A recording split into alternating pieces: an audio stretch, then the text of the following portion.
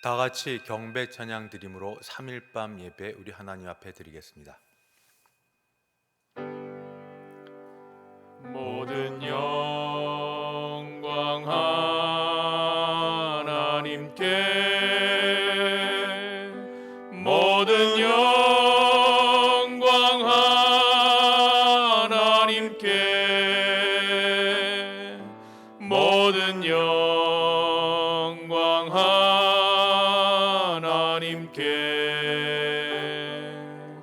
나는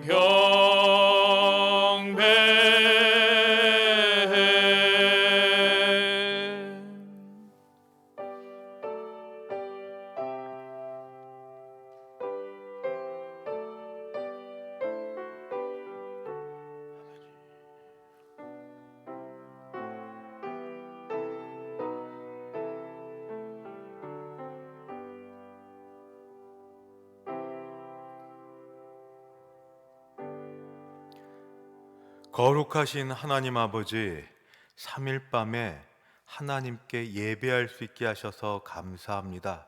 우리 예배 받아주시고 은혜 베풀어 주시옵소서. 예수님의 이름으로 기도드리옵나이다. 아멘. 찬송가 195장입니다.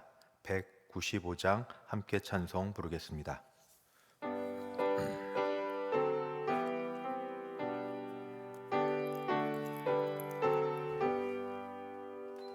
성령이여 우리 찬송 부를 때 진심으로 찬양하게 하소서. 성령이여 우리 기도 드릴 때 우리 곁에 계셔 일러주소서. 성령이여 우리 성경 읽을 때 그 속에서 빛을 보게 하소서. 성령이여 우리 전도할 때에 지혜로운 말씀 주시옵소서. 성령이여 우리 겸손해져서 우리 주와 같이 되게 하소서. 아멘. 함께 합심하여 기도하겠습니다. 지난주 금요일까지 꺼지지 않는 릴레이 기도회 4주간에 잘 마치게 하심을 감사하며 함께 기도하겠습니다. 하나님께 기도드린 모든 기도 제목 응답해 주실 줄 믿습니다. 특별히 계속하여 기도하는 것들 하나님께서 응답하여 주셔서 우리 주 예수님을 인격적으로 만나게 하시고 성령의 충만함을 경험하게 도와주시고 모든 질병으로부터 자유하게 도와주시고 모든 어려움에서 벗어나 온전히 하나님의 공급하시는 힘으로 살아가게 하여 주시옵소서. 같이 한번 기도하시겠습니다. 주여, 아버지 하나님, 은혜를 감사합니다. 하나님께서 은혜 베풀어 주셔서 우리 교회 아버지 4주간에 걸쳐 월요일부터 토요일까지 오전 10시부터 밤 10시까지 꺼지지 않게 모든 교인들이 참석하여 예배하며 기도하며 주 앞에 나아가게 하시니 감사합니다. 그동안에 우리를 지켜주셔서 안전하게 하시고 우리 모두 참석하는 사람들의 마음에 하나님께서 은혜 주셔서 기쁨과 감사함으로 참석하여 아버지 참여하는 모든 분들이 은혜롭게 하나님께 기도하며 돌아설 수 있게 하시니 감사합니다. 주여, 모든 걸 인도해 주심에 감사하고 우리 이렇게 인도하여 주셨으니 기도에 응답해 주심도 믿습니다. 아버지, 그 기도 제목이 무엇이었든 하나님 기뻐하시는 기도 제목 되어서 하나님이 응답해 주심도 감사합니다. 아버지, 이루어지지 않는 것도 하나님이 하나님의 적절한 때에 하나님의 방법으로 이루어 주실 줄 믿습니다. 무엇보다도 기도하기는 아버지 우리 모두 다 우리 주 예수님을 인격적으로 만나게 하여 주시고 성령 하나님의 충만함을 경험케 도와주시고 하나님 경외하며 사는 즐거움을 알게 도와주셔서 아버지 그로 인하여 우리 영이 살고 우리 몸이 살고 모든 죄된 습성에서부터 벗어나게 하여 주실 줄 믿습니다. 아버지 질병으로부터 고침받게 도우시고 내가 나을 뿐 아니라 우리 가정의 식구들 특별히 암과 아버지 세상의 아버지 치명적인 질병이라는 모든 것도 주의 손에 달려있는 줄 믿사오니 하나님이 고치시고 아버지 치유하여 주실 줄 믿습니다. 하나님 역사를 일으켜 주셔서 우리에게는 기적이지만 하나님께는 아무것도 아닌 일상적인 일들이 이루어지게 도와주시옵소서. 아버지 몸은 건강할지 모르나 아버지 영적으로 정신적으로 피폐해 있는 아버지 주의 백성들 불쌍히 여기사 그의 영혼을 구원해 주시고 믿음을 회복시켜 주시옵소서. 아버지 모든 것 마치고 나서 아버지 중고등부와 청년부가 현장 예배를 시작하게 하심을 감사합니다. 아버지 우리 두 부서가 하나님 앞에 열심히 예배드린 부서 되게 하여 주시옵시고 앞으로 유치부와 유초동부도 그리 되게 하여 주실 줄 믿습니다. 모든 예배가 아버지 온전히 회복되게 하여 주실 줄 믿습니다. 아버지 건강도 주시옵시고 아버지 가족들의 건강을 지켜주실 뿐 아니라 아버지 모든 막혔던 것들 기도하는 것들 자녀들과 물질 부분도 해결하여 주셔서 아버지 우리가 이 여름을 맞으며 하나님이 주신 것들로 충만하게 체험받는 우리 되게 하여 주시옵소서. 하나님 은혜를 감사하고 하나님이 인도해 주실 줄도 믿습니다. 자비하신 하나님 아버지 은혜를 감사합니다. 착한 일을 선한 일을 시작하게 하시니가 하나님 아버지신 줄 믿사오니 시작하시니가 또한 이루실 줄도 믿습니다. 믿음이 부족한 저에게 믿음을 더하여 주셔서 온전히 주님께 집중할 때에 하나님이 이루실 일들을 보게 하여 주시옵시고 아버지 느끼게 하여 주셔서 믿음대로 느끼는 대로 보는 대로 이루어져서 온전히 우리가 다시 믿음으로 회복되게 도와주시옵시고 내가 회복되는 것 이상으로 우리 식구들 모두가 하나님의 사람 되게 도와주시옵시고 예수님을 인격적으로 만나고 성령의 충만함을 받음으로 가정이 아버지 아름답게 하나님 앞에 서는 가정 되고 육신적으로 질병이 고침받고 문제가 해결될 수 있도록 도와주시옵소서. 아버지 여름은 그래서 덥지만 그러나 하나님 주신 은혜로 시원한 여름을 맞이하게 하여 주실 줄 믿사옵고 예수님의 이름으로 기도하옵나이다. 아멘. 하나님 말씀 봉독하겠습니다. 구약성경 스가랴 제4장 6절 말씀입니다. 스가랴 4장 제6절. 제가 4장 6절 한 절 말씀 봉독하겠습니다.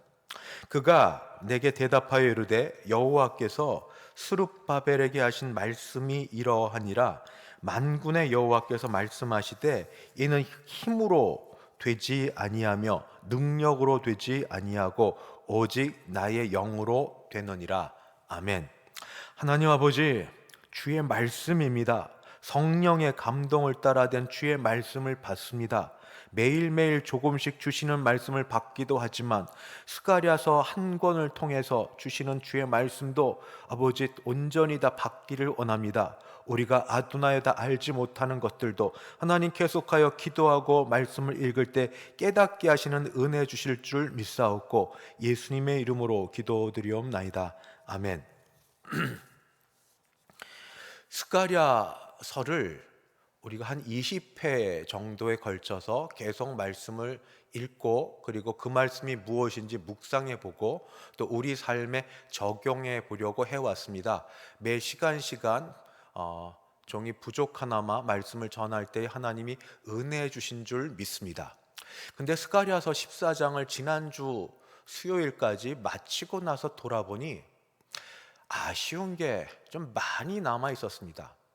전체가 아니라 부분으로 볼 때는 숲이 아니라 나무를 볼 때는 이 말씀 한 구절 한 구절이 무슨 말씀인지 여러 학자들의 생각과 저의 묵상을 통해서 말씀을 전하고 나누어 보는 시간을 계속 가졌지만 그러고 14장 전체를 마치고 나니까 스가랴서가 무엇을 말씀해 주고 있지?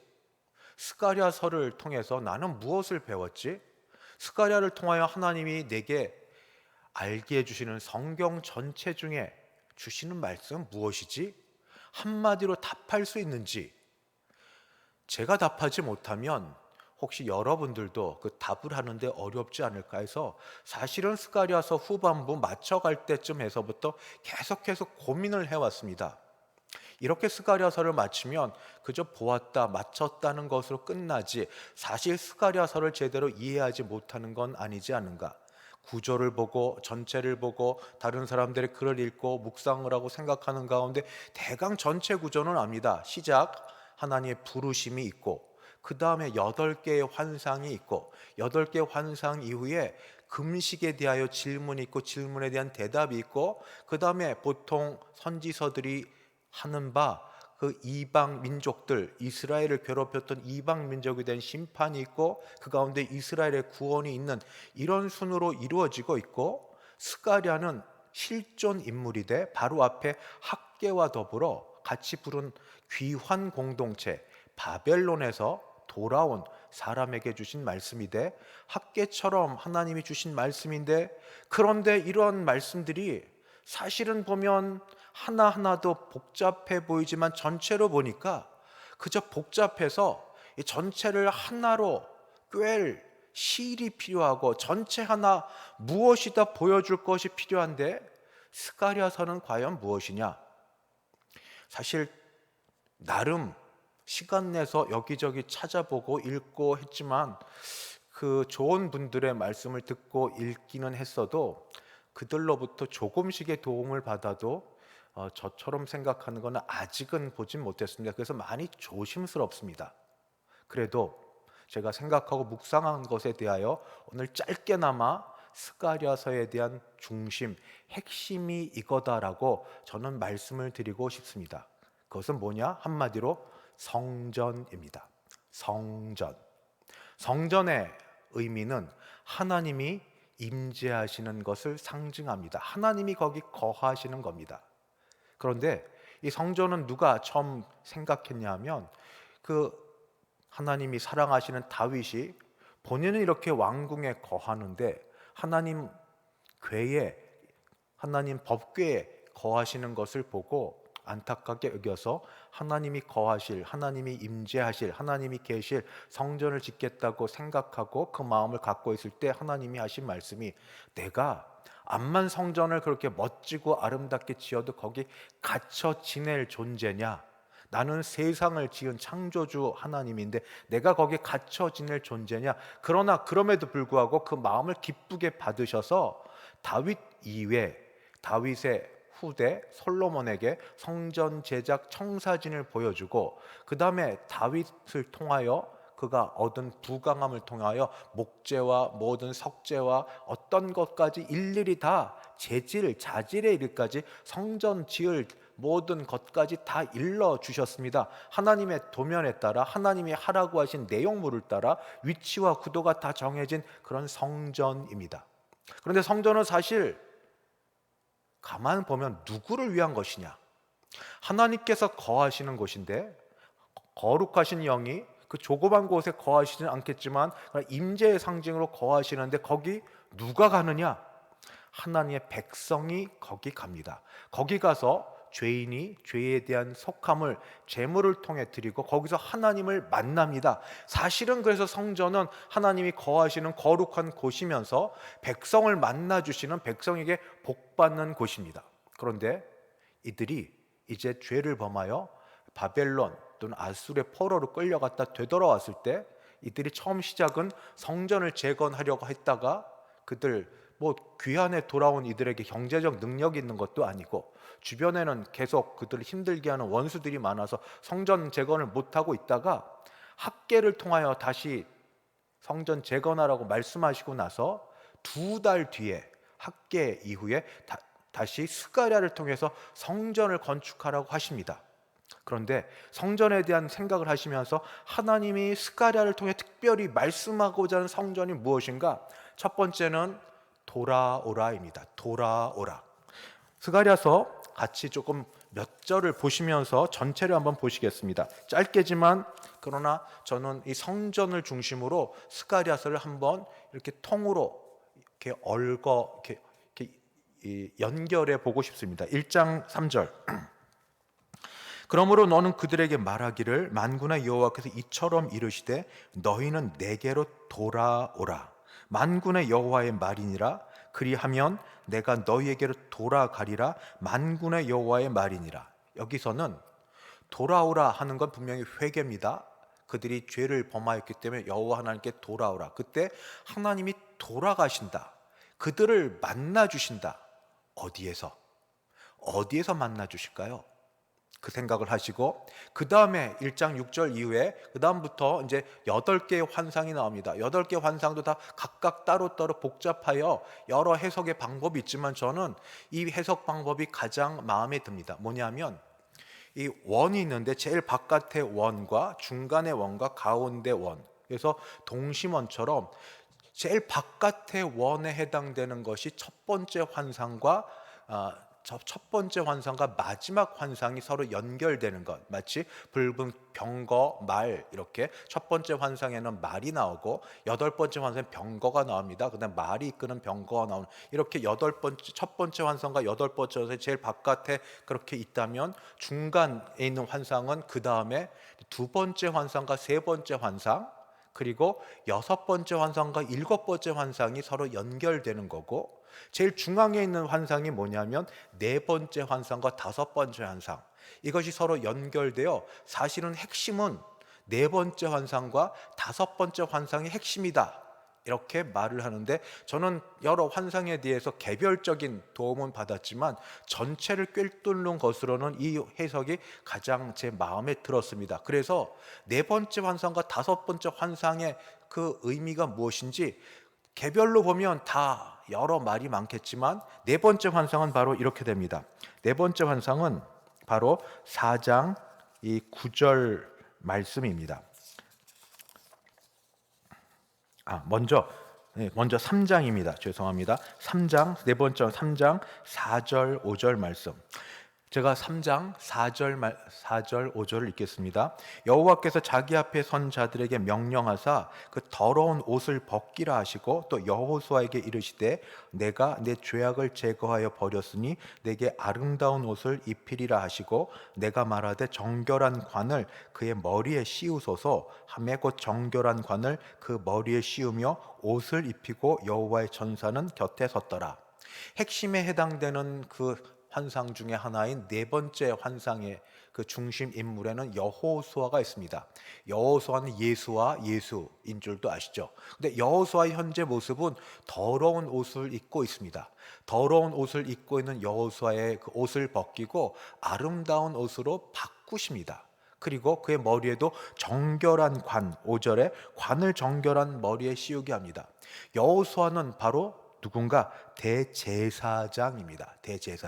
대제사장의 임무는 하나님 앞에 나아가서 이 제물을 가지고 백성들의 죄를 사하고 하나님 앞에 나아가는 사람이고, 이가 있는 장소는, 이가 거하는 곳은 성전입니다.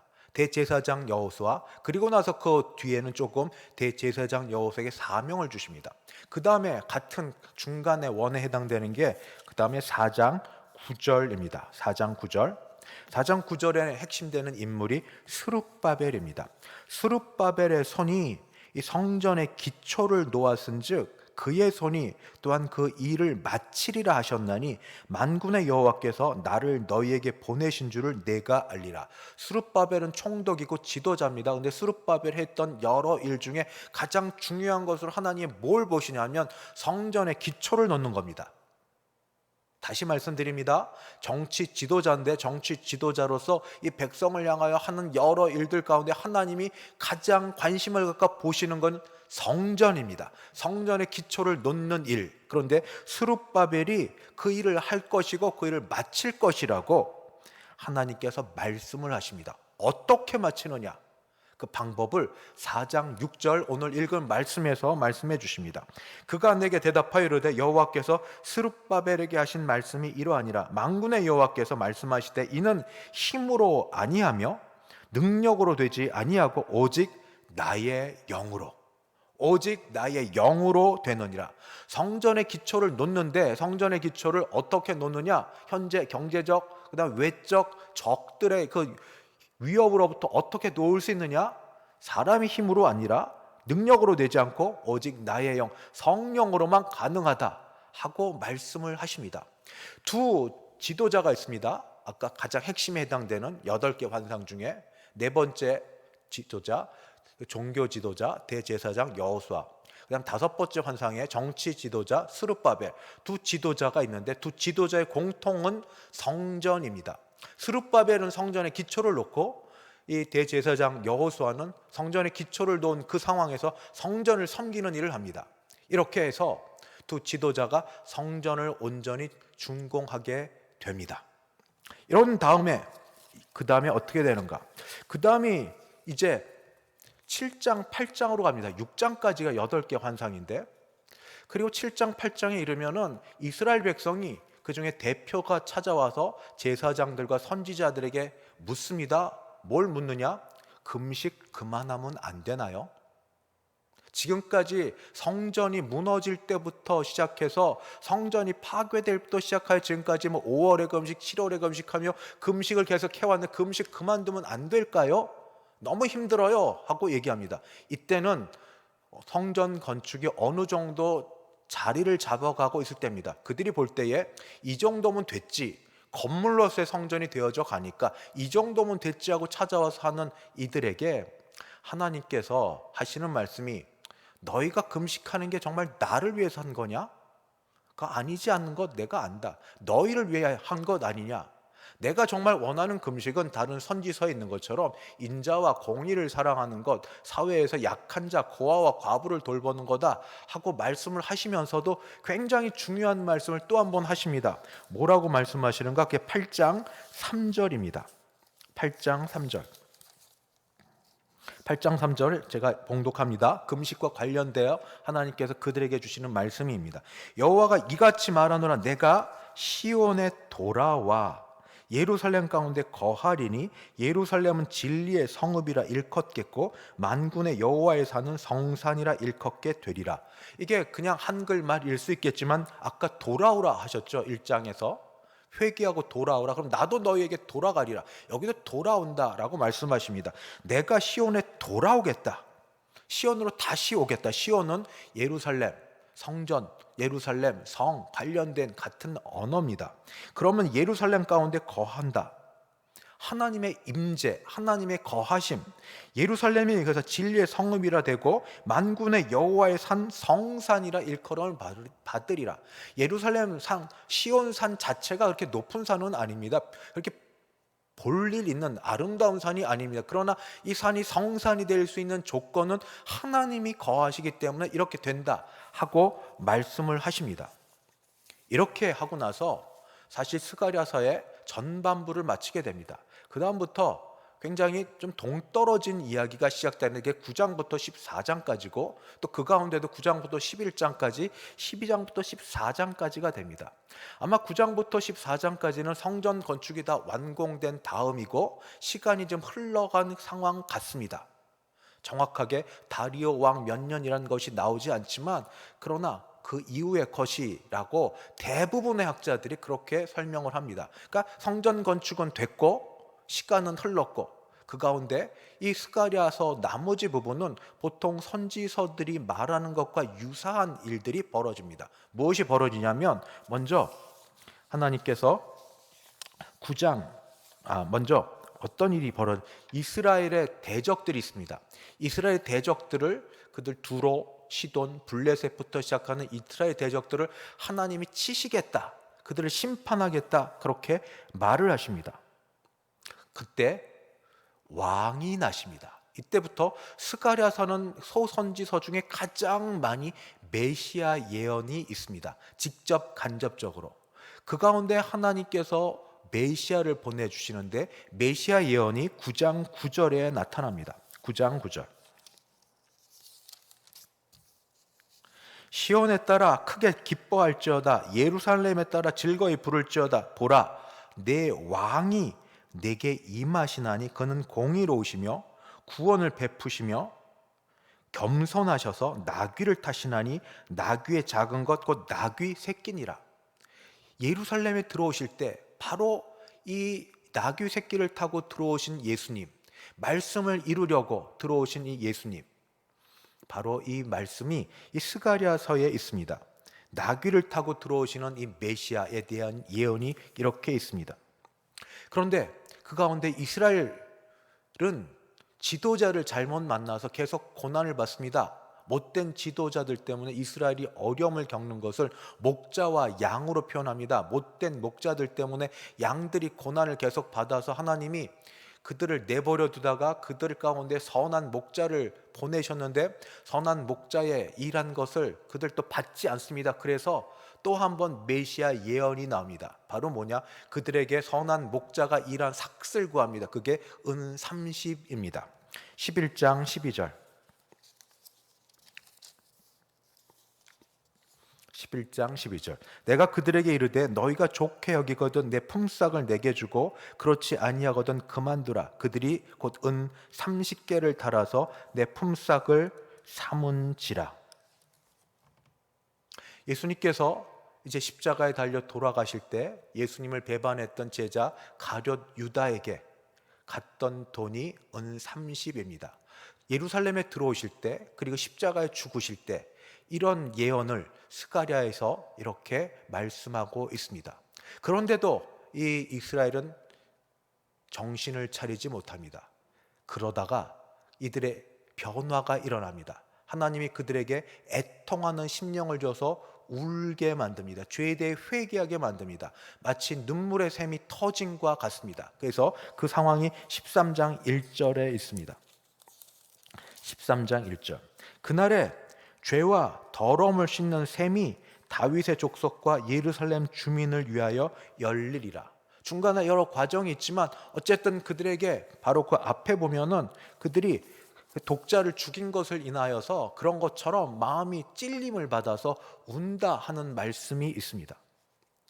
그리고 나서 이제 예수님이 십자가에 죽으시고 그리고 사람들이 예수님의 죽으심을 인하여 눈물을 흘리고 슬퍼하는 그런 과정 이후에 갑자기 이 성전을 제가 말씀을 드렸죠. 성전 예수님이 말씀하셨습니다. 이 성전을 헐라고 헤롯 성전에 대해서 내가 사흘 만에 다시 일으키리라. 그때는 알지 못했지만 이는 곧 내 몸을 가리킴이라. 예수님 부활하시고 나서 말씀하셨습니다. 예수님 그리고 십자가에 죽고 부활하시고 하늘에 들려 올라가시고 나서 그 다음에 이제 일들이 벌어지는데 그 다음에 일들 가운데 바로 무엇인가? 이스라엘을 한 번 더 고통을 당하고 이스라엘이 고통을 당할 때 여호와 하나님께서 그들을 위해서 싸워 주십니다. 다시 이스라엘 가운데 하나님이 임하여 주시는데 이때는 이스라엘만의 하나님이 아니라 온 천하의 왕으로 임하시되 장소는 어디냐?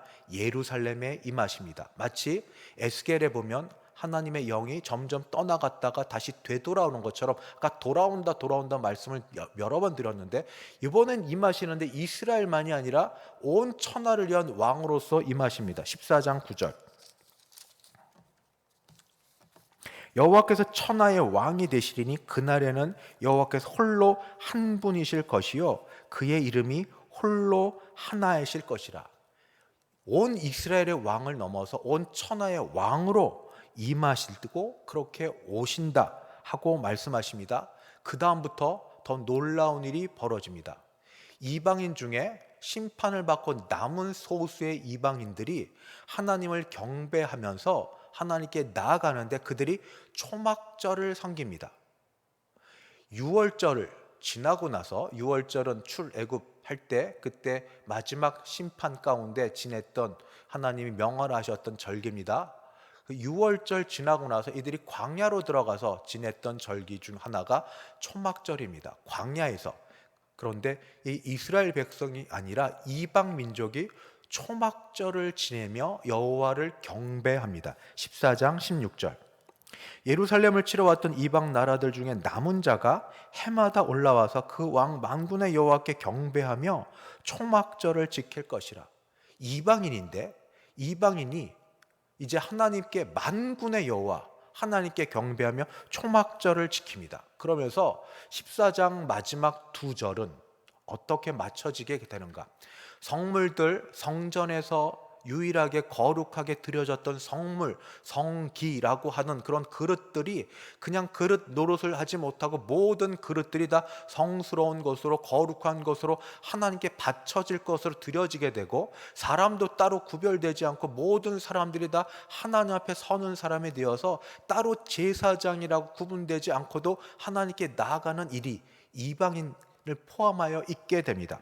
20절 21절, 그날에는 말방울, 말이 얼마나 그 더러운 또는 구별될 때 그 정결치 못한 짐승으로 알려집니까? 말방울에까지 여호와께 성결이라고 기록될 것이라. 여호와의 전에는 모든 솥이 제단 앞 주발과 다름이 없을 것이니 예루살렘과 유다의 모든 솥이 만군의 여호와의 성물이 될 것인즉 제사 드리는 자가 와서 이 솥을 가져다가 그것으로 고기를 삶으리라. 그날에는 만군의 여호와의 전에 가나안 사람이 다시 있지 아니하리라. 이 말씀은 무슨 말이냐? 제가 성전 말씀을 드렸습니다.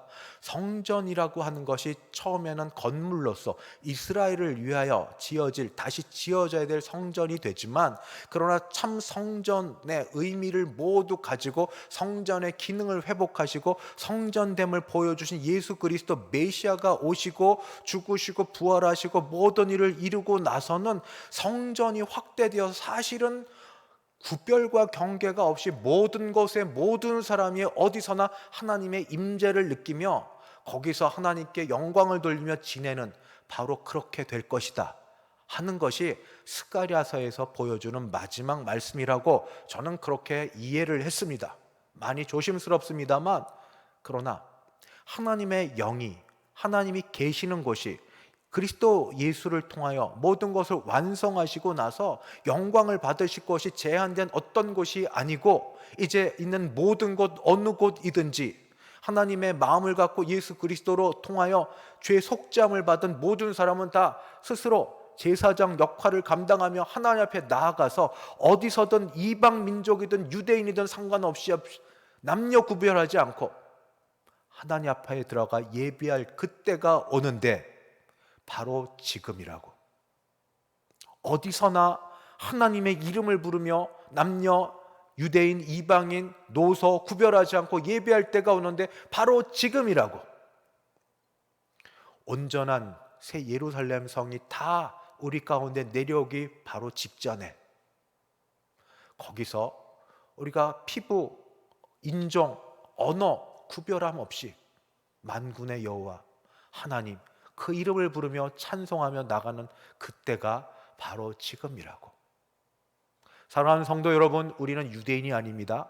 조선 땅에서 그때 선교사들을 통하여 복음을 받은 사람들입니다. 우리는 길어봐야 예수 믿은 지 100년, 200년이 채 안 됩니다. 그러나 이 땅에 하나님이 우리로 하여금 그의 영으로 예수를 믿게 하시고 복음을 전파하는 데 사용되게 하시고 여기까지 이르게 하셨습니다.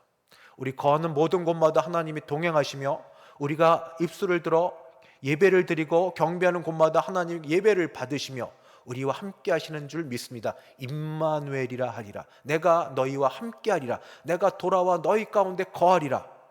하나님의 영이 거하시는 모든 곳을 다 거룩하게 만들고 하나님의 뜻이 하늘에서 이룬 것처럼 이 땅에서 이루어지기를 우리가 기도하고 하나님의 뜻을 받아 믿음으로 순종하여서 언제 어디서나 하나님을 기쁘시게 드리는 자로 살아가라고 주시는 오늘의 말씀이 바로 스가랴 선지자를 통하여 주신 말씀이라고 믿습니다.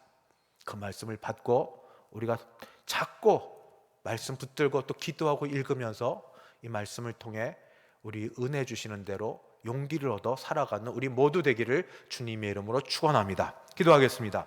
하나님 아버지, 제한된 영역에 어떤 특별 인종만이 선택받아 그들만 하나님을 섬기는 것이 아니라 메시아이신 그리스도 예수의 죽으심과 부활하심으로 참된 성전을 이루신 그리스도 예수를 통하여 믿음을 선물로 받은 모든 자들이 모든 것을 거룩하게 만들고 모든 것을 하나님께 드릴 것으로 만들어 우리 자신도 하나님 드릴 만한 산 제물이 되어 주 앞에 나아가며 예배 드리오니 우리 예배 받으시고 영광 홀로 거두시며 믿음의 순종을 따라 하나님의 역사하심이 모든 곳에 임하게 하여 주시옵소서. 악한 것을 물러내 주시고 귀신을 내쫓으시고 병든 자를 고치시며 가는 곳마다 복음이 선포되는 역사가, 주의 임하심이 여기에 임하였다고 복음이 선포되는 이 일들이 우리를 통하여 있게 하여 주시옵소서. 예수님의 이름으로 기도드리옵나이다.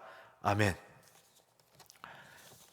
찬송가 492장입니다. 492장.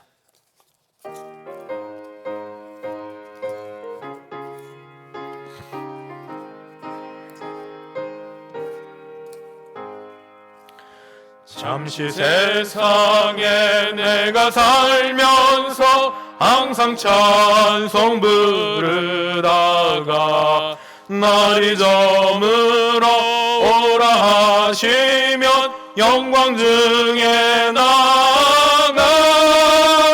열린 천국문 내가 들어가 세상 짐을 내려놓고 비난 멸류관 받아 쓰고서 주와 함께 길이 살리. 눈물 골짜기 더듬으면서 나의 갈 길 다간 후에 주의 품 안에 내가 안기어 영원토록 살리로다. 열린 천국문 내가 들어가 세상 짐을 내려놓고 비난 멸류관 받아 쓰고서 주와 함께 길이 살리. 나의 가는 길 멀고 험하며 산은 높고 걸은 깊어 고난 나의 몸 쉴 곳 없어도 복된 날이 밝아오리.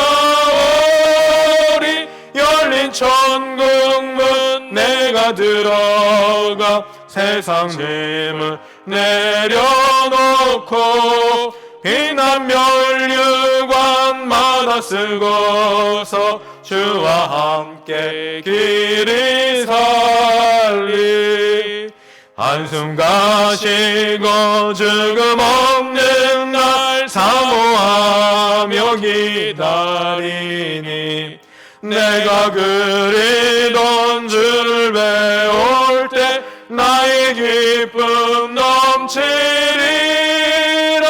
열린 천국문 내가 들어가 세상 짐을 내려놓고 비난 멸류관 받아 쓰고서 주와 함께 길이 살리.